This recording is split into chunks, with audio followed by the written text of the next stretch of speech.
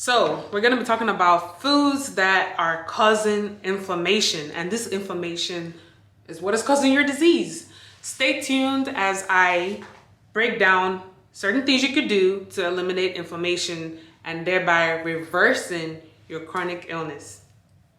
Hi guys, this is Dr. Edidi here. I'm going to be talking today about how to reverse your chronic illness by avoiding inflammatory foods, okay, and what those foods are and how you could combat it. Okay, so what is inflammation? Let's start there. Inflammation is what happens to our bodies when it's going through some kind of trauma, either an injury, we hurt ourselves. Like if I was to put it into like some kind of visual picture, because I am a visual learner, whenever you hurt yourself, you know how you have this throbbing pain, or like sometimes it's hot over there, it's very warm, or it's red. That's what's going on. Your body is inflamed. So pretty much that's what we have going on in our bodies when we have different disease states that are trying to figure out, okay, what am I doing? What am I not doing? That's what inflammation is. The problem is when we have chronic inflammation. So chronic inflammation will be something that you've had for a long time, probably over 2 weeks. When you start having the same problems over 2 weeks, we call it chronic. So chronic inflammation leads to different kinds of disease states that starts bugging us. When you go see your doctor is like, oh, you're suffering from high blood pressure or diabetes or Alzheimer's, dementia. That's what inflammation is, and that's why we don't want it, but definitely don't want it sitting in our bodies for a long time. So there are different foods that we eat that causes us to have prolonged inflammation, okay? Now, keep in mind, all disease state, I always say this, all disease state starts from inflammation. If your heart is suffering from inflammation, you're gonna see different things happen, okay? Maybe your blood can't flow through the vessels properly, so then you start having issues with your heart failure. Your heartbeat is very slow. If you have inflammation on your pancreas, then you have insulin sensitivity, then you have high blood sugar, then doctor's talking about diabetes, right? If you're having this inflammation in your lungs, then you have problem breathing, right? And you start looking at asthma and things like that. If it's in your brain, then maybe it's dementia, Alzheimer's. So link all these disease states to inflammation. That's first of all, that's what I want you to understand. So if we're able to figure out how to fight inflammation, then we should be able to figure out how to fix those disease states and pretty much reverse them so we don't have them anymore. I'm able to do that for myself because I was able to heal my body from hormonal issues, fertility issues. I had like several miscarriages. I was also suffering from severe cystic acne. So I'm one that have tried this and I know it works. So listen to me when I'm talking, right? So in functional medicine, we always go with the nutrition. We always try to figure out what it is that you're putting in your body because that's what your body is going to express out.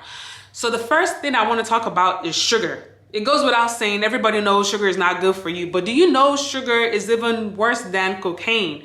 Because when you take sugar and it's like this sweet tooth or whatever people call it, and you want more, that is a craving that you're expressing. That is what cocaine addicts are doing because it's like you can't have enough. No matter how much you keep eating and eating, tomorrow you think about sugar like, oh, same thing with the kids. Like if you have children and you give them candy, they come around and ask you for more and more until you tell them stop, that's enough. If not, they could keep going all the way until they start having like a tummy ache or something. That's inflammation going on because your body is telling you, whoa, what is this? Now we're getting hurt, right? So when we eat sugar, and sugar could be in different forms. It doesn't have to be white sugar just sitting right in front of you. Right now, they make sugars in different things that they don't even call sugar anymore.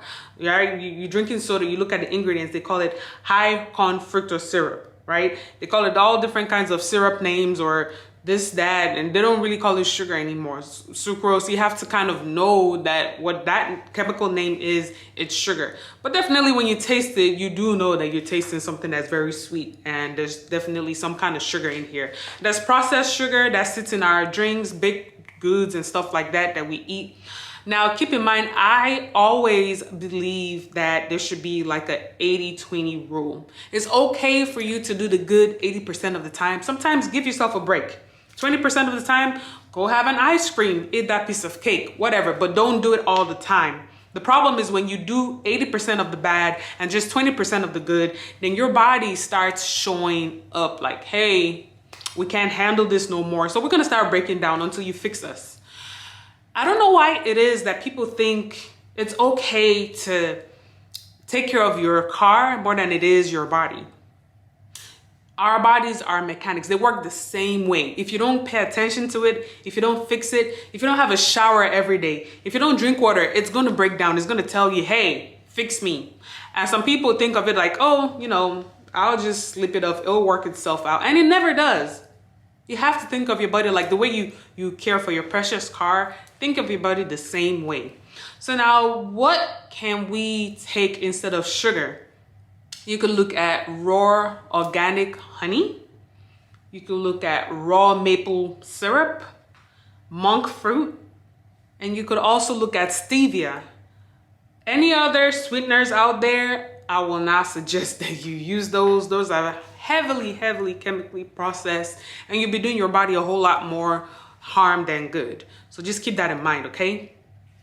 Next thing, we're gonna talk about gluten. Gluten is kind of like when your intestines have holes. If you take it and you're not supposed to be eating gluten, it causes leaky gut. And leaky gut is, it pokes a hole in your intestine. So you have intestinal permeability, meaning your intestines have holes. What does that mean? If our intestines are supposed to be like this, like a wall, no holes, right? Can you see my hand? No holes. When you eat things like gluten and your body is already sensitive to gluten, it's toxic to your body. So essentially, instead of it to pass by and pass out of our body through maybe urine or you excrete it out somehow, sweat, or you go have a bowel movement, it sits on the wall of your intestines like this. And essentially what happens is when you've consumed so much gluten and your body doesn't have anywhere else to dispose of it, there's nowhere else on this wall where they could hang out, they break the wall. Essentially it causes holes where now the gluten, the byproduct of the toxic gluten that your body is not able to break down, it goes right through your intestines and hey, they're having a party in your bloodstream. And now these toxic things in your body go all over. Wherever they find like they want to rest is where they start causing a problem. And then we call that inflammation. And then we call it, oh, now you have some kind of disease. Well, oh, it runs in my family. Some people say, my grandma had it, my grandpa had it, my dad had it. So of course I was going to have it. But if you think of it like y'all have been eating the same thing this whole time, is a generational, like, okay, we always eat some kind of bread for Thanksgiving, and the whole family is gathering every Thanksgiving. For the last 30 years, it's been a family tradition, but your whole family is sensitive to gluten and you guys did not know. So of course you're going to keep showing the same disease state because the same thing is happening because y'all are exposing yourself to the same kind of diet that your body is not able to break down. Then that's number one. So where do we find gluten? Just some examples. You can find it in soy, in beer, in wheat, in some cases dressing. And some people, it depends on the kind of bread. If it's mostly made with wheat, they will have some sensitivity show up. So some things you could use, or some grains you could substitute for grains that already have gluten, will be millet. Millet is a good one. Amaranth is a good one. Flaxseed, cassava. Those are just like typical examples of some grains you could use instead. Even tapioca. Okay, so people who drink tea and have a little bubble thingy in there, that's tapioca. So that's really good. Instead of like regular gluten, grains. So when we're talking about inflammation, the next thing we need to talk about is dairy. You like that milk? You drink it, cow's milk. It doesn't do nothing for you, really, honestly. And the reason why I say that, or one of the reasons why I strongly believe that you don't need dairy, is because it was one of the main factors for my acne when I had severe acne, okay? Whenever I avoided milk, my skin felt better. But I drank so much cereal, I ate so much baked goods that always included milk in it. And it'll be the milk from cows. And these cows have already been treated with some kind of hormones that when you eat it, it's affecting your hormones. And then you start showing out with different things. So some dairy substitutes that I like will be almond milk, coconut milk, what else? Cashew. And you just have to make sure that even if it's cow's milk, again, 80-20, okay? Do a little bit of it, not all the time. All right, so next thing I want to talk about is stress. Stress. People don't think stress is a marker for whatever is going on in your body, but it is. It's like, it's crazy, right? So if you can sit and be like, XYZ has been stressing me out for a long time, please stop. Find a way to get rid of that stress, because your body actually does produce hormones to address whatever is stressing you. And if you're having that go on for a long time, your body starts to fight the hormones, because it's like, no, I don't need you. Why are you producing so much of this fight or flight? I'm not trying to fight. I'm just thinking of what is, disturbing me or bugging me. So your body doesn't know, like, oh, we're thinking about this little stress today, or because you went to work and you always see somebody called Amanda there, and Amanda, is your worst enemy at work, and every day you have to go to this same job and it stresses you. You're putting yourself through a whole lot of bad, okay? And this is showing up as different things in your body. Maybe you shouldn't be that sick if you just stop thinking about that stress. Easy things that you could do on your own. You have to be actively involved in trying to eliminate stress, because it's not as easy as telling somebody, eat this and you feel better. You have to write it out. Get a journal. Start writing in there. Every morning when you wake up, have a goal, something you want to work towards. When you're going to sleep at night, show gratefulness. Okay, write what you're grateful for. When you focus your mind away from whatever is stressing you and put it into good use, like thankfulness, gratitude, meditation, those tend to kind of work out better, okay?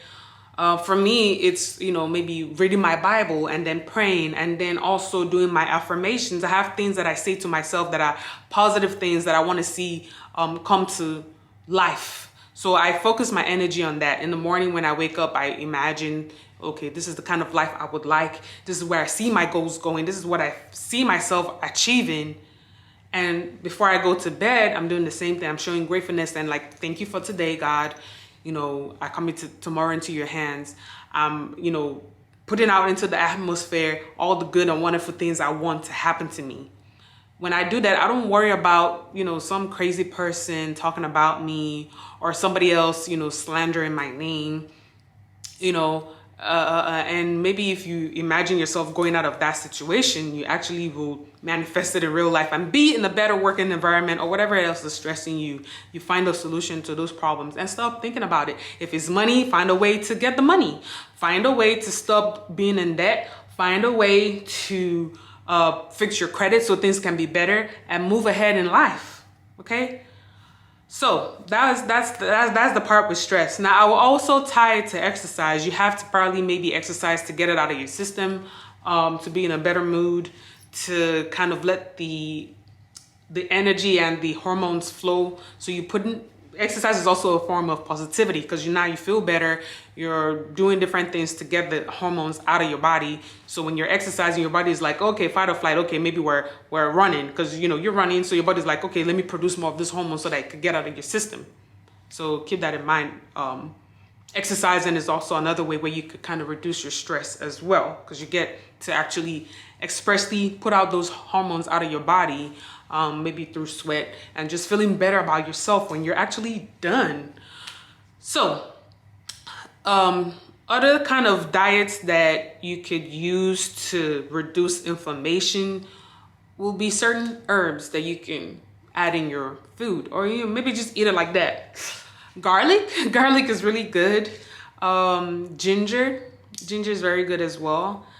Green tea. So green tea, I love green tea, and that was one of green tea is very high in antioxidants. And let me do a little spill of antioxidants, because that really changed. Like when I really settled and I was like, I want to change my health. I want to increase whatever I have going on in regards to like wellness. I want to be a better person. I want to clear my skin. I want my hormones to be balanced. I don't want to eat this and then I'm just breaking out, you know, crazy. Ginger, I have these ginger capsules that I have in my store, and I was taking that green tea capsules, and I was taking that every day, and it was the highest and purest form of green tea, because even if you drink green tea, there could also be pesticides and, you know, the little plastics in the bags that you don't see, but just because it's in the hot water, it releases those plastics and you're drinking it, so you're also just kind of adding back toxins into your body. But this capsule, it was the purest and the highest form of green tea, because the company actually, they sourced it right from the country where it actually grew, and they would take the leaf of the actual green tea, which in its ripest state or in the best state was when it was like a baby leaf, and they would use that directly into the capsules to make, and that was exactly what you were getting. So when you're talking about antioxidants, that was the purest and highest form that I could get. And antioxidants, they're really, really important when it comes to like trying to reduce inflammation, because they produce chemicals that go into our bodies to fight inflammation. Because antioxidant, from the name, oxidation is when something is dying. When something is dying, you're in pain, it hurts. That's what's going on in inflammation. If you remember, that's what I said in the beginning. So if you're taking something like, you know, the green teas, things that are very high in antioxidants, and, you know, like fruits and vegetables that are very colorful, those colors are coming from the antioxidant characteristics. So if you eat a lot of, you know, the greens and the blues, the yellows, the reds, those are very good for you. So you definitely want to focus your diet on that. That's my little spill on green tea.